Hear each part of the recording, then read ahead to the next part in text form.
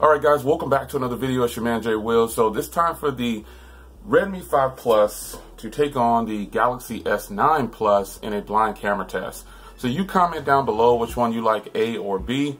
I'm not going to do any spoilers, so special thank you to John Mooring, who recommended that I do a blind camera test with these two phones. And I think the reason that we're doing this is to show you just how good this camera is. It's not to say that it's going to beat out this camera, but you decide which one you like best.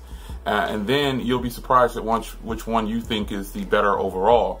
So be mindful of when you're judging these to consider a total package, if you will. One might do better at recording, the other one might do better at photos. So it might be a 50-50 split. Just be kind of detailed in your comment and let me know what you think about the cameras.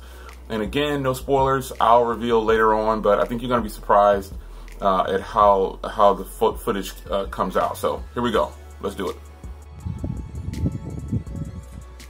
All right, here is video footage from two devices. You'll be able to decide which one you like best. I've got the Xiaomi Redmi 5 Plus and the Galaxy S9 Plus. So you tell me which one has better video quality at this sample right here.